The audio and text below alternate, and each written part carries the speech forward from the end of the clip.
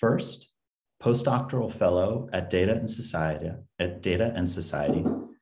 Indigenous Mestiza scholar and artist Tiara Roxanne, she, they, who will speak on the topic of Trustworthy AI from anti-colonial and Indigenous perspectives.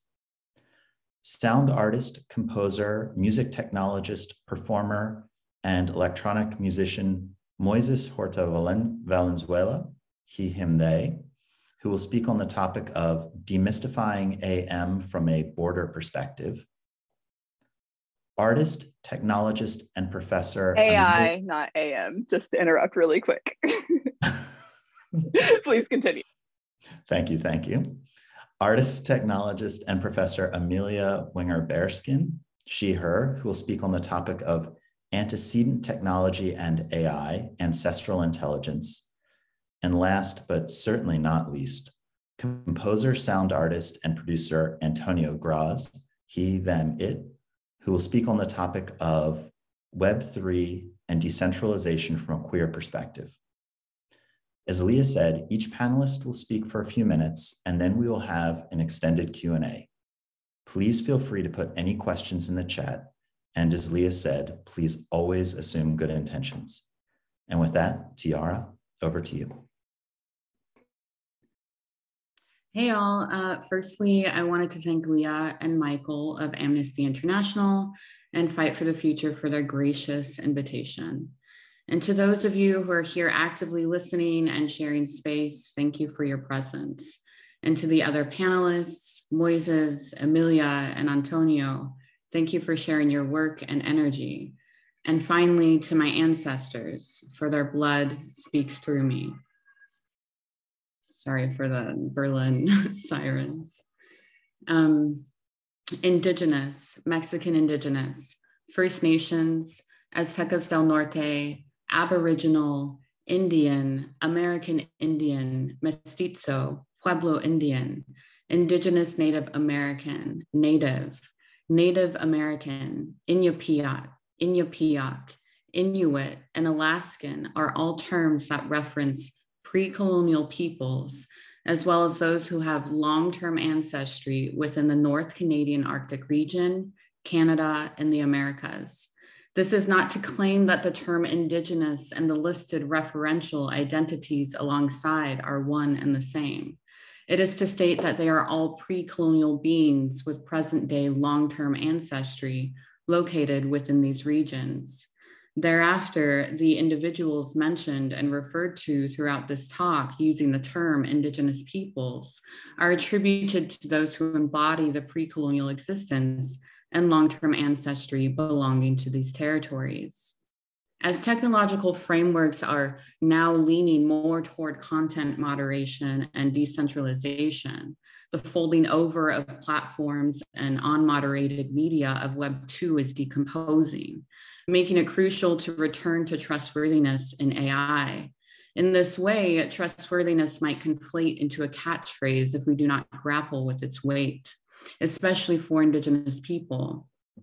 As many theorists, software engineers, artists, and thinkers alike have written about the need for more trustworthy AI, asking for transparency or the integration of intersectional and feminist protocols and methodologies, we are still falling short to offer space for Indigenous perspectives to penetrate its evolution.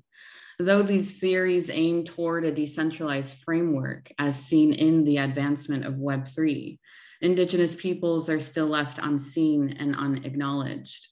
In order for Indigenous peoples to assert their voices into this progression, it is important to highlight the basis of trustworthy AI, the fundamentals of Web3, and the possibilities for Indigenous people to integrate their practices or even cosmologies when meditating on trustworthiness within technological infrastructures. So what does AI mean exactly more broadly? For the most part, it means transparency. The fundamentals of transparency in AI ask for privacy of an individual's data, the security or encryption, the reliability and performance of the algorithm, and lastly, showing how the AI system makes decisions by making the input and the output of the black box transparent and accessible. Frankly, what this means is that we are left with a kind of arithmetic. Trustworthiness equals transparency, which needs more interrogation when we shift our gaze toward indigeneity. Additionally, as AI impacts the development of Web3, trustworthiness and transparency in its expansion must urgently be considered. Web3 creators are attempting to apply the notion of decentralization across user experiences without taking initiatives that are community-centered in thinking, design, and output. For example, Web3's notion of decentralization and distribution of power implies we will have data sovereignty, giving us rights and control over what data of ours is used, stored, and shared. However, these Web3 business models are built on exploitation and extraction. This demand of decentralization without the integration of vulnerable communities who remain at its margins will continue to suffer the consequences. This aim of decentralization and power distribution requires not only working across disciplines and cultures, but also specifically with marginalized communities at the center. Furthermore, Web3 and its employment of anonymity, indicating that identity and online exchanges are private and therefore trustworthy, falls short in its acknowledgement of indigeneity. One must ask again, where are the Indigenous people? Even though the aim of transparency and said protocols are consistent with what is absolutely necessary, content moderation, data sovereignty, decentralization, and privatization of identity, there is still the inescapability of the silencing of those at the margins, particularly Indigenous people, especially with Web3 as our new cyber home, which opens up an expansive space for augmentation. Thereafter, and finally, I will leave you with these questions. Could a technological infrastructure like Web3 be trustworthy from Indigenous perspectives? What kind of protocols must be developed in order to employ trust and/or be anti-colonial? Thank you so much. Tiara, thank you so much. And Moisés, over to you. Firstly, thank you for the invitation to Tiara. Also to Leah and Michael. My name is Moisés Horta. I'm a sound artist, musician, and basically technologist these days from Tijuana, currently based in Berlin. I will share some slides about my work and about the perspective on how to think about AI and demystify AI from a border perspective of this liminal perspective between two epistemologies. So, as I mentioned, I'm an electronic musician from Tijuana, a self-taught musician, which I was in a band for 6 years, Los Macuanos, touring around Mexico and around different parts of Latin America, the United States, and in Europe. And with this band, we were trying to address basically the politics of globalization. What does it mean to develop a culturally idiosyncratic electronic music sound from the context of the border that is Tijuana and this melting pot between two cultures and more than two cultures. Within this band, I was experimenting with electronic music and the vernacular of like traditional Latin American music, such as cumbia, salsa norteñas, and all the continuum of these musics that permeate the region. In order to create something that is uniquely local, but at the same time contributes to a more global dialogue within the context of electronic music. This project led me to develop my career as a self-taught sound artist, and eventually brought me into the field of AI and deep learning, which is now what I'm working in mostly these days. So I would like to start this short presentation on what does it mean to approach computing and decoloniality, both from a decolonial perspective, but also from a border perspective. And I would like to cite Syed Mustafa Ali, to firstly consider your geopolitical and body political orientation when designing, building, researching, or theorizing about computing phenomena. That is to never forget that all computing phenomena comes from a specific context and a specific social cultural perspective. In this case, and most of the computing phenomena that has been developed so far has been coming from what we call the global north, largely influenced by the military-industrial complex post-Second World War.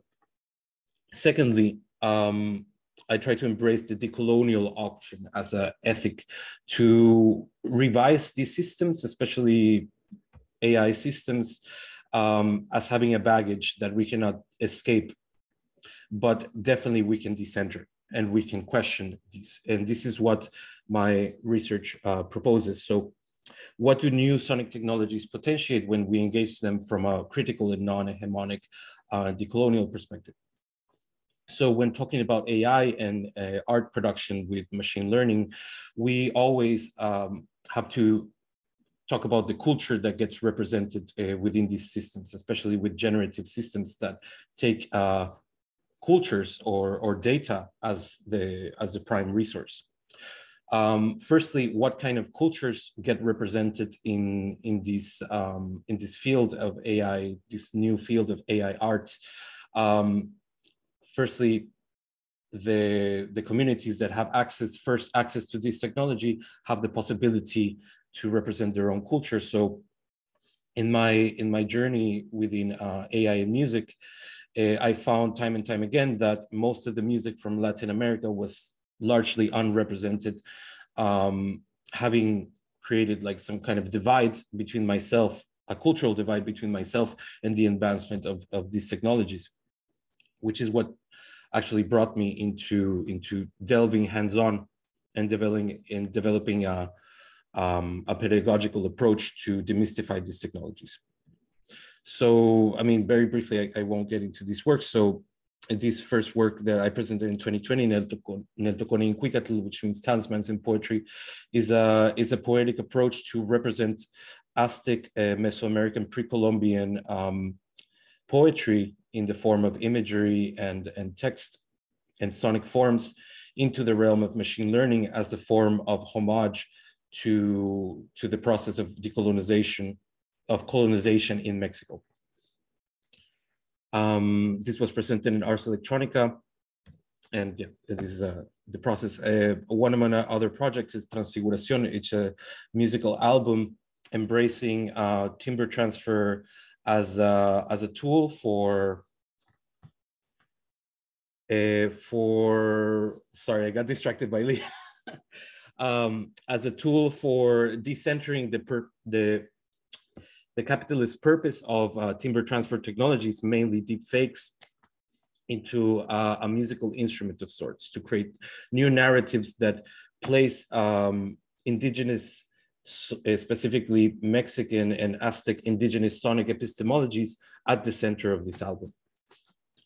And with this, I would like to close up this. So just like closing remarks to my talk is that to demystify AI technologies is to learn about them and engage with the historicities of these technologies, but as well as critically engage, especially if you're coming from an underrepresented community, critically engage and be part of the design process of these algorithms, so they can better equate and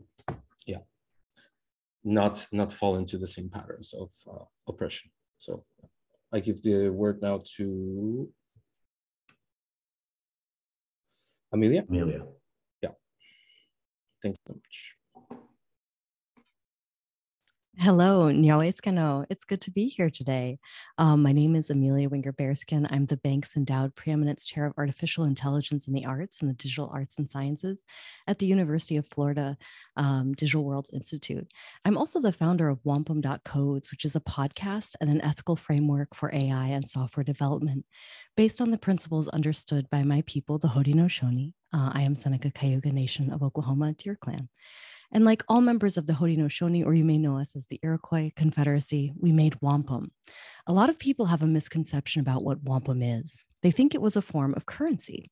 It was a decentralized means of recording contracts, something like a pre-Columbian blockchain that encoded not just financial transactions, but also ethical values. My project of wampum.codes is to try to imagine how we can weave ethics back into 21st century technologies. We can embed these values as dependencies in code the same way we do in the rest of our package.json. By implementing a decentralized protocol around ethics and AI software, we can have a step in the right direction. We live our lives according to a moral code. The time has come for us to code our morals. I'm going to share a short video with you. I got into coding because I wanted to do things that I couldn't do by myself. And being able to collaborate with machines meant that I could do things that I do poorly faster, and then I could do things that machines do poorly better.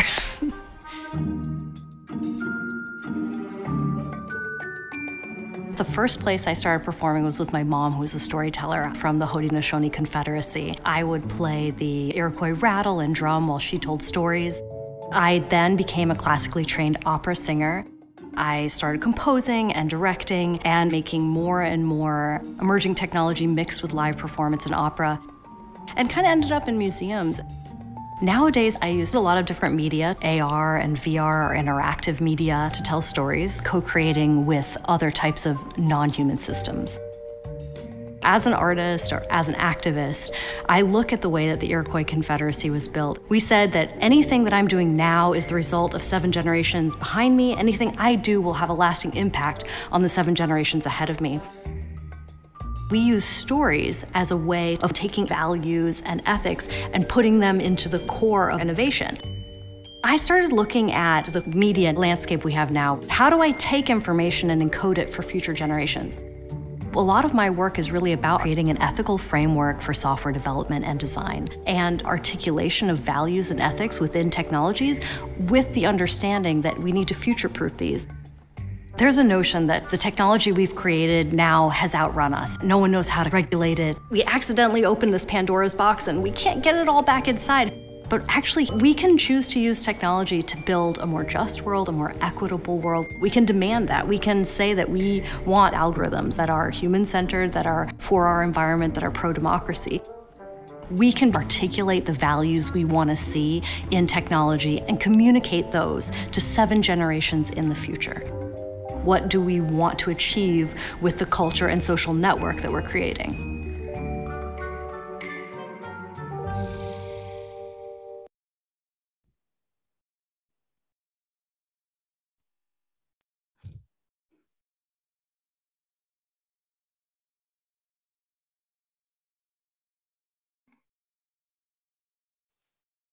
Hi, so now it's my turn. I'm Antonio, a producer, sound artist, and composer.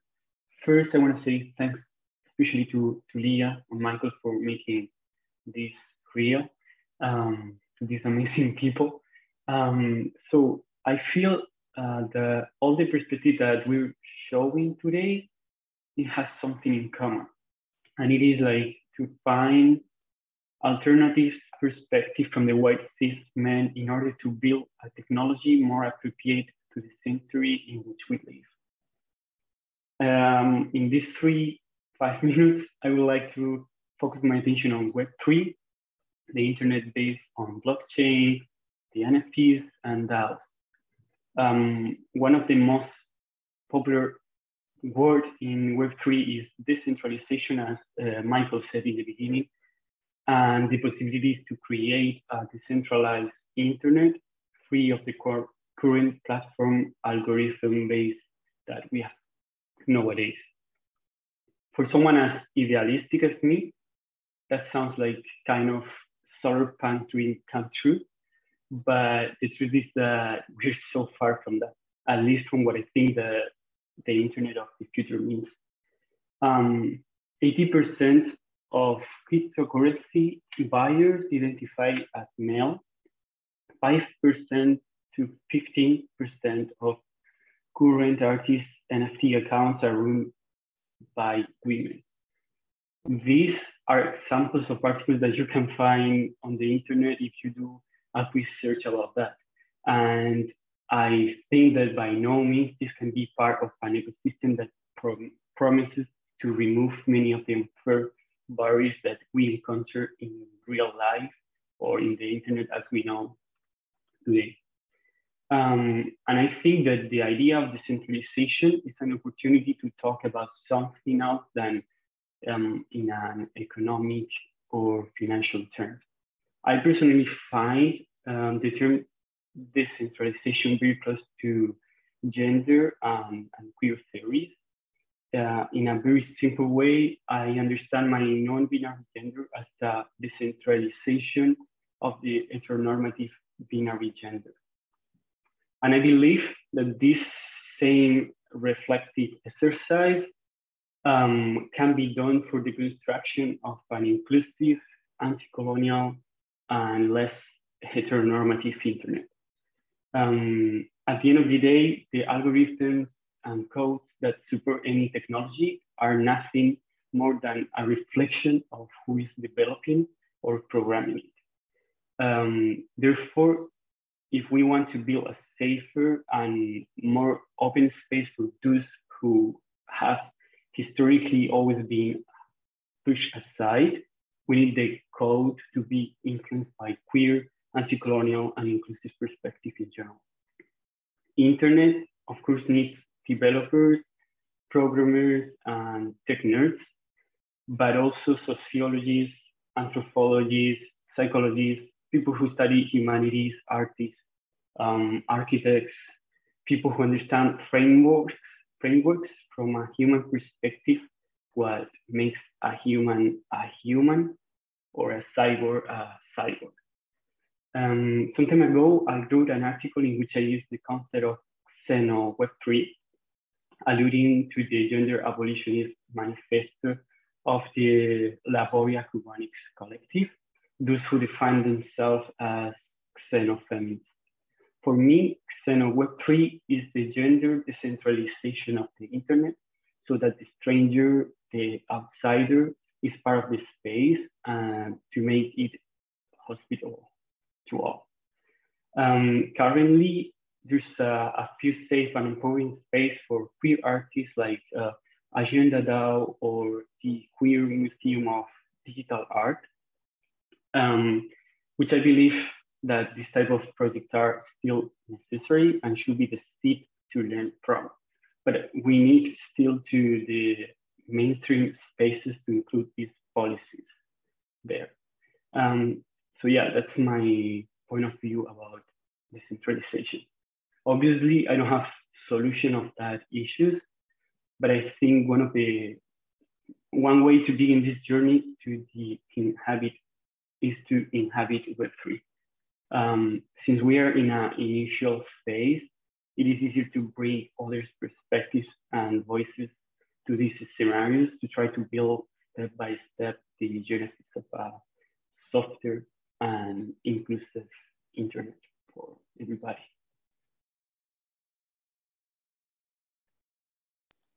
Thank you so much, Antonio.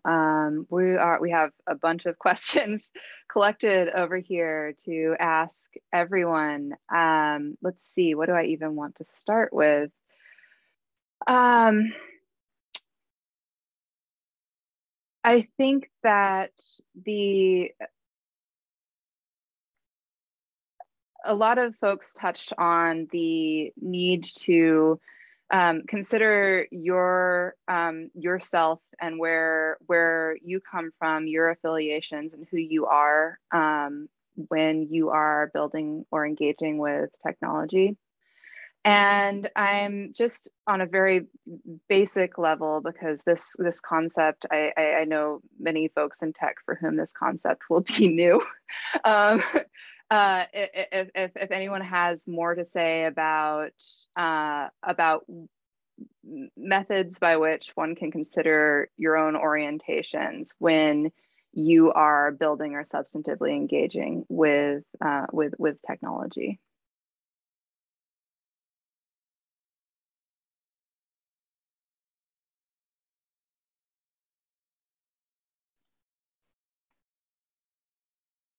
And this is going off of one of, I mean, Antonio, this is partially going off of your question here of maintaining, of that one must maintain the awareness that the code you write is a reflection of yourself and your biases. How can we use, what sort of mirrors can we bring to the experience of engaging with technology or building technology? I'll jump in with one thought. You know, as a coder, I think we tend to be skeptical of broad and vague promises or language, and we want to get into the nitty-gritty. Like, we actually are okay and actually most comfortable opening the hood and seeing how change is made, not just what change you want. We have definitely seen the rise and fall of many promises, not just React code, but, you know, promises that say, you know, this is for a free and fair democracy. And when we first were engaged with decentralized technology in the 90s, we were like, this is going to make a democracy available and free to everyone. And instead, we created media that threatened democracy. And we thought this will bring about new economies. But instead, we have now more precarious economies like the gig economy that was created from these technologies, right? And so we're very used to these ideas that we had that were like the promises of our generation being sold back to us as the very things possibly worse than what we hoped or thought would or dreamed of, right? And so I'm frequently approached by organizations that are like, we are going to build the thing that will save the world. And a very simple question as a hacker that I would pose would just be how? Like, I'm not afraid of the code. I'm not afraid of the protocols. I'm not afraid of your GitHub. Show it to me, open up. Let's see how this works, right? Protocol is privilege, but protocol is also our right. And I think it's really important for people to speak to us like the technologists we are and show us the code, show us how, show us your protocols. What are your code of conducts? How does your community organize? Who holds the mic? Who holds the power? And when you say you want to share power, with who? And from who, right? And it's very easy, I think, for those of us who are at the ground level within the movement to look at someone or someone's organization and say, well, if you want change, how come everyone who's coding your project is from one gender or from one racial background? How come everyone who's on your board, same thing? How come all of your leadership, you want to do something completely different, and yet how come you all come from the same, you know, like 4 companies, right? Because we have to kind of ask those same questions. Like, are you ready to engage with our community? Are you ready to accept the great care that can come from an open source project and all of the contributions therein? And we can also ask ourselves, who has the privilege to provide that code base because they have free time or they can work for free, right? So those are some of the base questions, I guess, I start from when I'm engaging in an open source project or a coding project for good.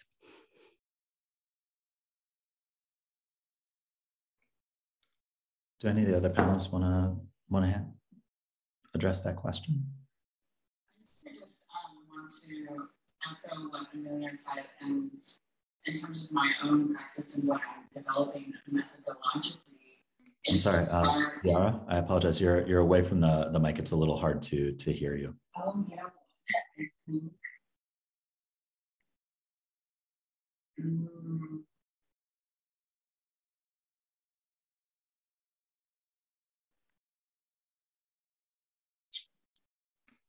You know, we do have. Can you hear me now? Well, we also have closed captioning, so I think we can make do.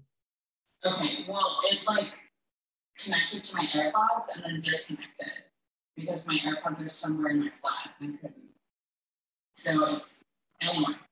I just wanted to echo what Amelia said and say from my research practice, I'm starting to use community-centered like practice as the first methodology of building and thinking.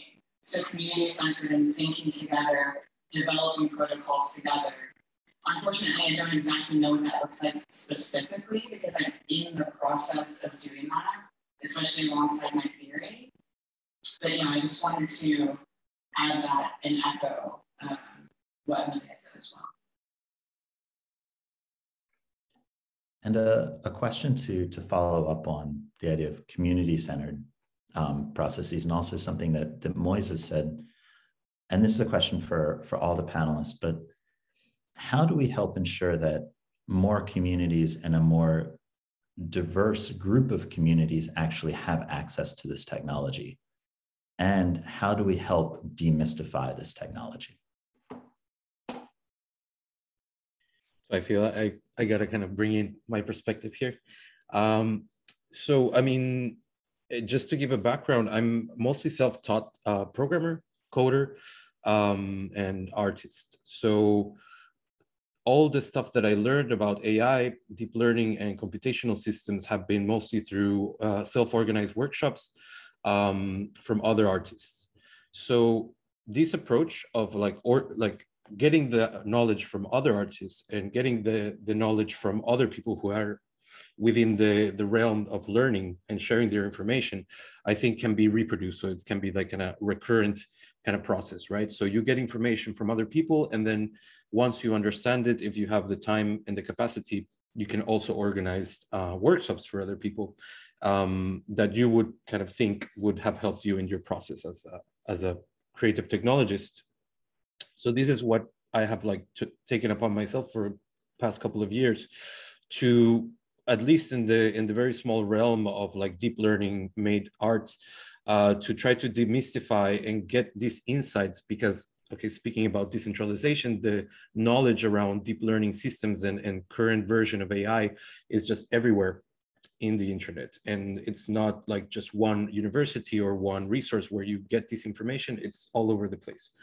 So for the past 4 years now, within this journey into machine learning for the arts, getting all these resources and understanding these resources, and then bringing them back to different like communities, local communities right now in Berlin and online in community in Latin America, to bring these new tools and to at least demystify what I've learned in the process is, I think it's been very valuable, because then it brings a less homogenic view in the art being produced with these tools, because then you include a lot of other perspectives into the conversation, and then the research continues from these people, and it just goes from there. So I think that's been one of the approaches that so far has been quite productive and very fast, actually. In a couple of years from the workshops that I've given, now I've seen like so many different other projects emerge, and people continuing their own research into their own interest and develop from there. So I think this can be a really great strategy.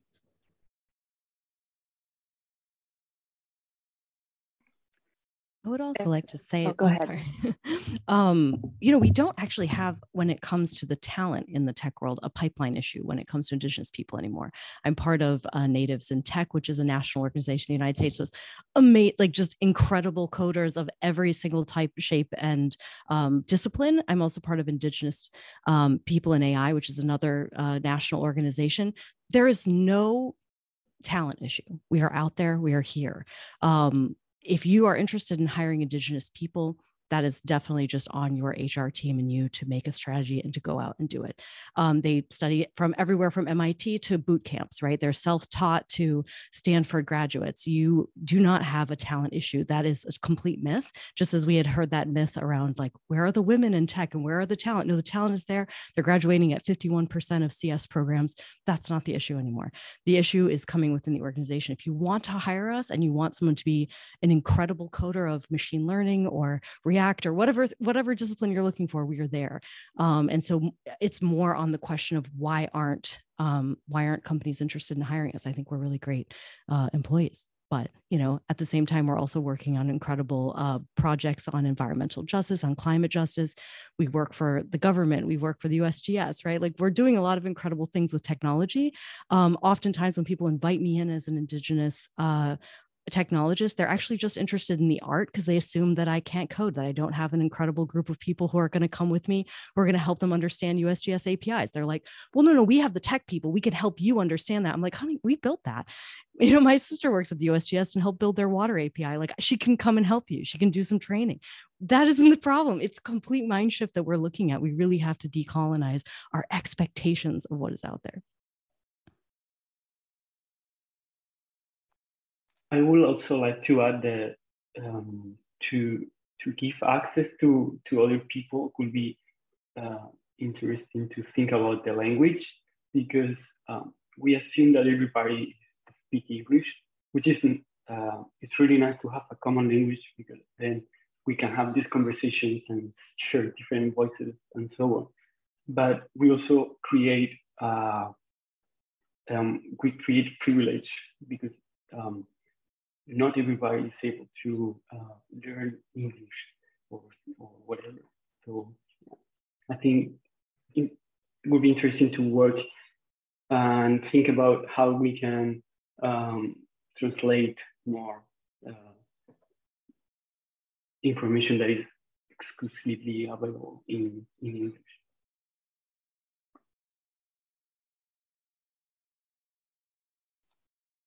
Gosh, y'all are making so many great points. I want to bring in a question from Lori in the chat. Lori says, the question I keep asking is whether we need web3, and I'll expand that to mean all emerging technologies or new technological paradigms, to bring people into a different frame of awareness, action, and approach to creating technology. Lori feels like there's a lot of mythology around how newness is tied to that kind of change. But Lori has trouble seeing the actual technology being the catalyst or even ultimately aligned with those goals necessarily.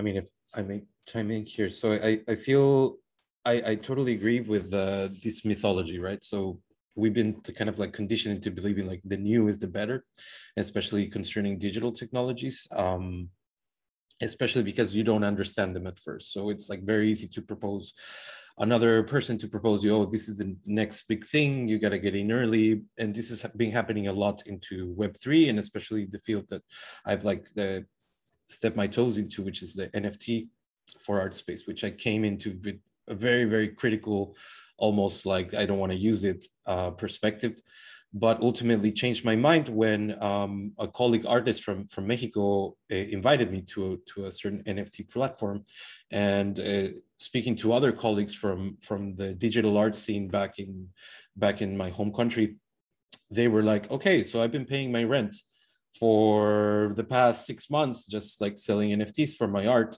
that as a digital artist, that would have been able to be possible, right? So just because of seeing that in this like very material way, gave me the confidence to engage with this technology, because otherwise the examples that I was seeing was like already established artists making a lot of money out of different projects, and not to even engage in the quality of the art, because that's like totally beside the point. Is just the fact that people who were already privileged and having a certain amount of cultural capital were the first to benefit from this technology, which makes you quite skeptical at the beginning regarding the NFTs and cryptocurrency. So this was my big reluctance towards that.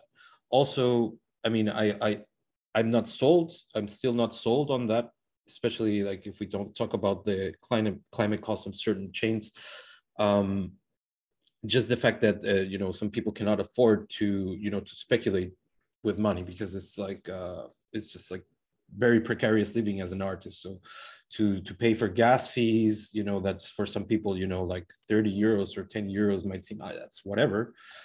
It's not really whatever amount of money for a lot of people. So I have like mixed feelings towards that. So I think it's always, in my opinion, I think it's very healthy to be skeptical to these like new, you know, new equals better, new equals progress. And then, but having said that, I do think there are cases where it's of value to engage and to see how you can kind of change the narrative or the uses. Amelia, did you have something you wanted to add to this one? I think I love the way you put it. Could technology be a catalyst? Absolutely not, right? Technology is what we create as humans that holds our values to do the work that we want to see in the world, right?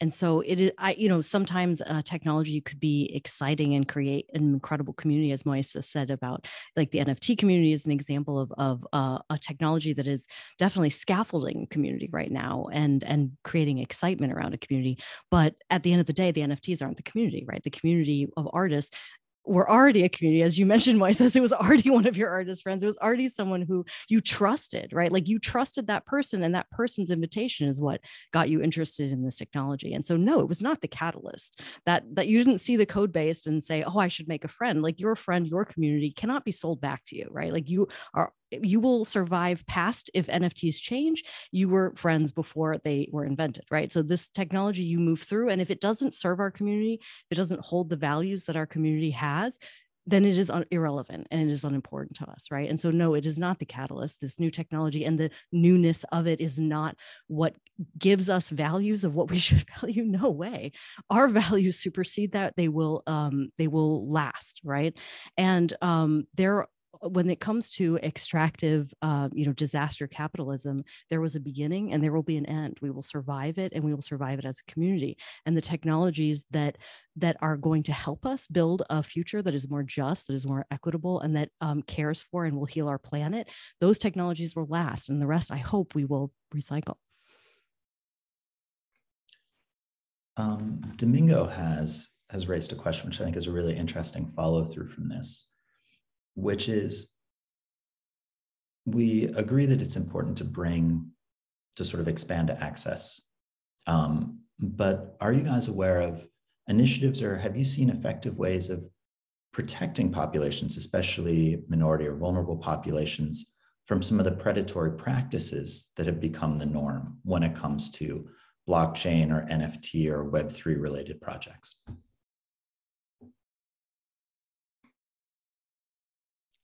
I always love to plug the Freedom of the Press Foundation. I'm speaking with them this week at this wonderful Indigenous journalist conference in Arizona, and they give just hundreds and hundreds of free trainings to not just journalists, to anyone who is working in a vulnerable population, who is a member of a vulnerable population, to make sure that they truly understand the implications of cybersecurity and what it means to their activists and organization. So communities, right? Their organizational communities. So I don't know. I don't have a lot of things to say on that, except that whenever I want to empower a community to understand how to not fall prey to predatory practices, I suggest starting with a very simple and free training from the Freedom of the Press Foundation. Thank you, Amelia. Do any of the other panelists have thoughts? Otherwise, we can move to the next question.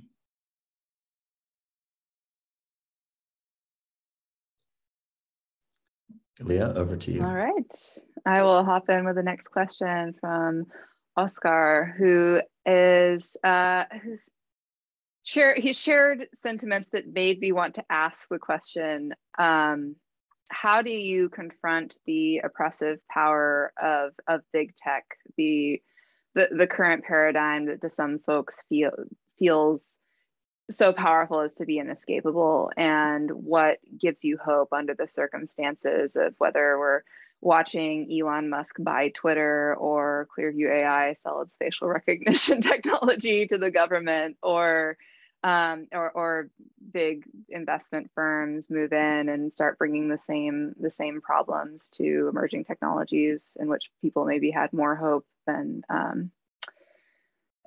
and just essentially perpetuating the same system. What gives you hope in the face of the powers that we're moving against to try to make a better internet that's more for the people?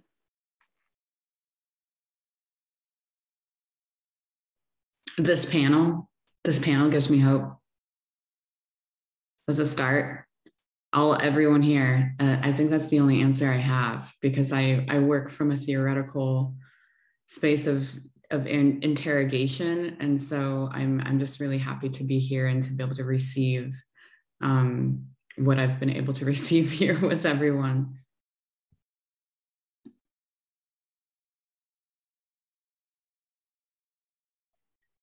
Yeah, I mean, I agree with that. Like, it's that simple.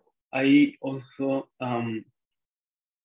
maybe I just drink too much, but I just believe in humanity somehow. So of course, it's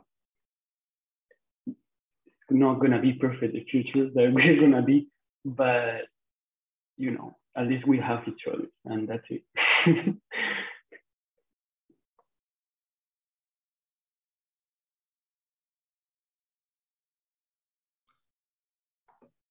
first to just highlight something, a question that Chip put in the chat. Anyone, panelists or attendees, if you have specific resources that you think are relevant to this conversation, please just put them in the chat, and we'll capture them there as well. And I would just like to,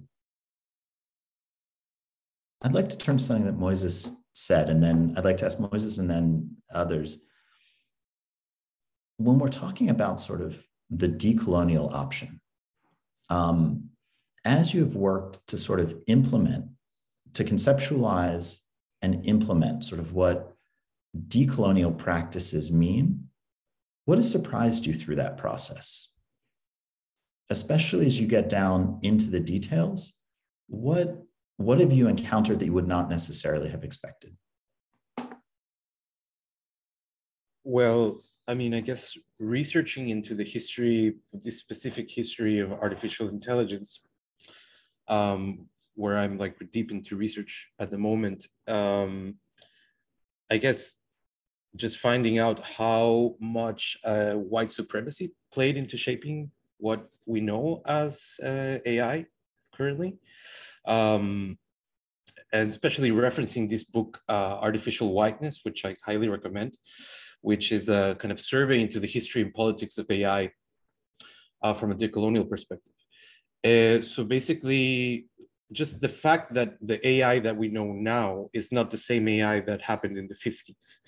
So AI as a concept, which is a very misleading concept, is mostly a marketing thing that can change and just like, you know, be manipulated by the market depending on the objectives, right? So the fact that AI is like trying to automize, or this idea of the singularity that people keep talking about in tech, and you know, once you get down to it, to kind of understand what it means, this is a totally colonial concept, right? So trying to unpack this and trying to see it for what it is, that's why I really don't like to say AI.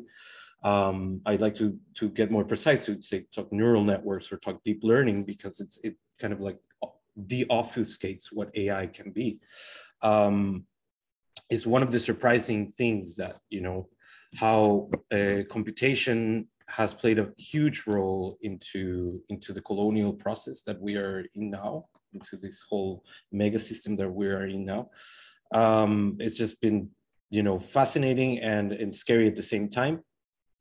Having said that, it also provides like more hope, because now that you understand what it is, that you understand that AI is not just like some autonomous machine that's going to take over the world, but there's actually humans behind the computers building these systems, then it becomes a bit more hopeful, because then you can address the specific problems into where to direct this thing, rather than just hearing about these systems from a kind of sci-fi obfuscated perspective. So this is kind of like what brought everything down for me in my research, and to give this kind of positioned approach into what does it mean to decolonize AI. Tiara, Amelia, Antonio, any further thoughts on this?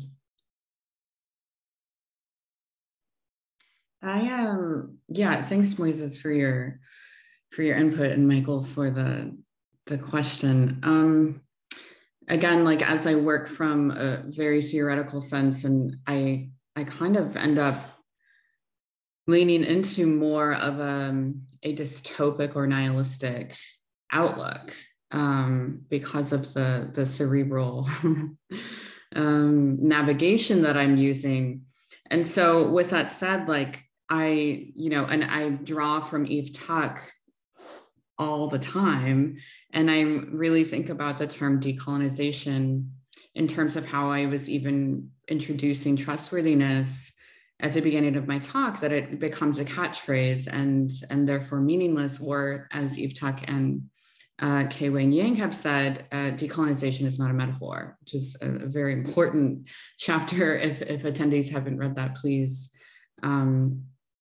take care and read that. And in that way, I kind of took that very literally in my work, and not only like in a territorial sense, I see, you know, decolonization is not possible because even if land was given back, it is scarred with settler experience, if you will. And so I try to lean into this idea and this theory that I've been processing of the decolonial gesture, and how embodied actions and acknowledgements, especially from settlers, is the act or gesture of decolonization, which also acknowledges that decolonization is not possible. And so we have to think about embodying and recognizing the terror of settler colonization in a non-digital world and in a digital world, and then move forward from there, prior to thinking that there is this kind of utopic experience of a non-imperial or non-colonial or non-colonized digital territory, because I think there is no going back. There's only reorientation and renavigation, moving through it, reconsidering the tools and protocols we have now and building on them. So that would be my decolonial gesture, is reconsideration and renavigation. I really enjoyed that statement, Tiara. And I think a lot about the concept of purity. And it's such a Western concept, right? That there are something that is pure and that it can become contaminated, right? And especially around the Indigenous experience. Like, I don't know if you've ever experienced this, where someone will say, oh yeah, but that Indigenous practice, you know, that was only created after colonization. So it like doesn't count, right? Because once you've encountered, you are now unpure. And then we also have, I think, this concept around colonized land, right? And then we also have that concept around going back, right? Like, how do we go back to something in the past? Even though there are definitely Indigenous people that see the future as something that is behind you, because you can't see it, right? Like, I can look very clearly at the past, something that has already happened, and that's in front of me. But actually the future is behind me, right? And so I think if we flip a lot of these concepts and say, it isn't an Indigenous way of thinking of the world as becoming, once was pure and now it is impure, but that we are connected and we are a part of it, and it's part of a continuous motion, right? And so I do try to resist those concepts of purity, of saying that there is no such thing as purity, and that I'm not interested in returning to a purity. I am part of the natural world, and it is a part of me, and I am entangled with it, right? And if anything, I'm contaminated with the pollen and the microbes and the fungus and the beautiful world that is around me, and I do not wish to be pure from it, right? And I do not wish to be disconnected from it. And neither are those people who maybe don't recognize that connection. They too are not pure from it. They too are entangled with it and are enmeshed with all of us and each of us. So, but I do know that there is so much deep rhetoric built into the way that we talk about colonization or indigeneity that is still based on that before and the after, rather than looking at this continuum of time. And so I really appreciate what you said, Tiara.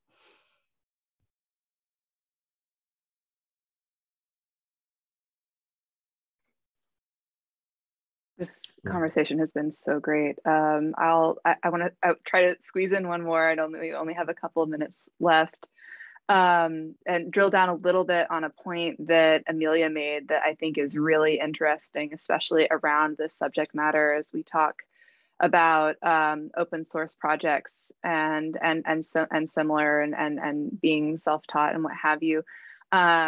And Amelia, feel free to take this, or anybody else. How is the volunteerism that many of us celebrate in open source projects exclusionary? Well, it's a great privilege to be able to do highly skilled work that's taken you many, many years to learn how to do for free. I definitely have contributed to many open source projects, but I almost never have been able to be part of the leadership of it because a full-time commitment would require like a 70% decrease in pay. we kind of raise money even from some of the most famous open source projects. What they pay their full-time staff or their full-time directorships is, again, someone who's incredibly privileged that could live successfully on that amount is amazing. So you have to often ask yourself, I think it's difficult, right, for people who come from ancestral wealth to see paychecks as something other than like a symbol of their worth, rather than a means to live or to feed their children or to take care of their medical needs, right? And so that is a very difficult framework to communicate with people who have never looked at wages in that way.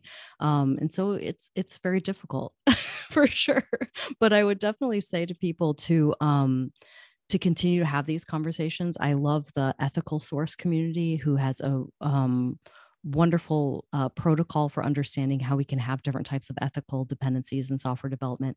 And they also come from a framework of understanding disability and understanding different types of ancestral wealth, and understanding how that should be shifted in the open source community, since so many companies and governments benefit quite largely and greatly from open source research and open source code bases, right? So there is a lot of wealth that's being that is being gained on the backs of a lot of this open source code work. And so I think it's important. The Tech Workers Union is a really interesting space that's primarily organized in East Asia, but has a large following here in North America as well. And I recommend checking out some of the frameworks that they have suggested for having equity in open source spaces.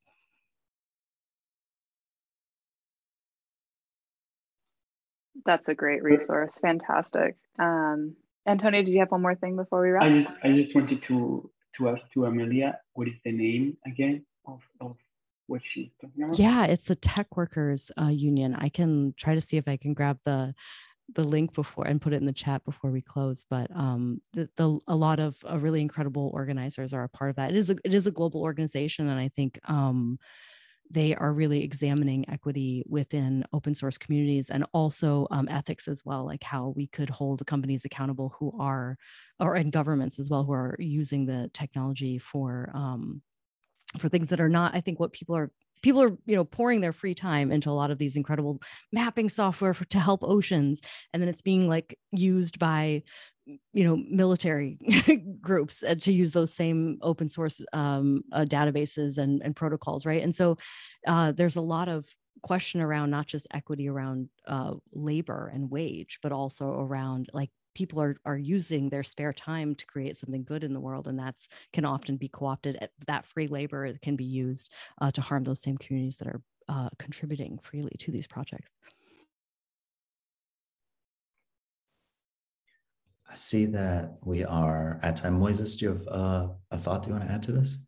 Yeah, I mean, I'm also been thinking a lot about what Amelia was saying, specifically about this co-option of open source technologies by, other intentions that would be like completely far away from the original, intention for good. Are there any mechanisms to kind of counter this that you've seen that, okay, you release an open source project that, you want to help a certain community out with this project, but then how do you prevent that from being co-opted by a big company that has already resources to just like make money from it and make money from this labor that was put out from love, basically?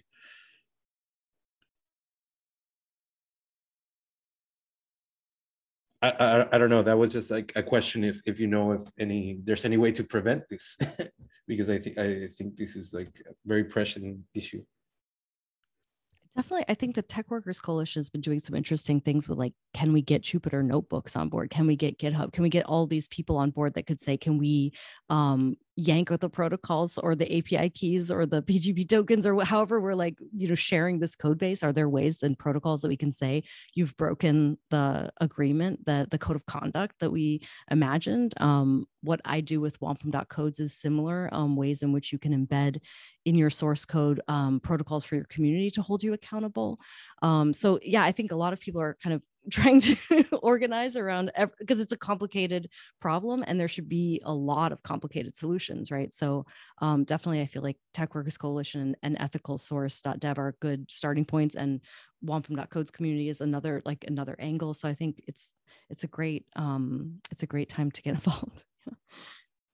And actually, I really love ending panels with a question instead of an answer, partially because it's more the panelists, and a tremendous thank you to every panelist. This has been eye-opening and incredibly powerful. But we also have amazing attendees. And I think the question that was raised is something that we should all sort of think about, sort of building on the answer that Amelia gave. We will be doing another web salon next month. We will make sure to invite everyone. As before, the recording and transcript, we will make those available as well. And finally, just a huge thank you to Leah, who's the driving force behind this, to Tiara, who heroically pulled this together, to our amazing panelists for one of the most, if not the most interesting panels we've had on this, and to our attendees for giving us an hour of your time to discuss this important topic. So a tremendous thank you to everyone, and I hope everyone has a wonderful afternoon.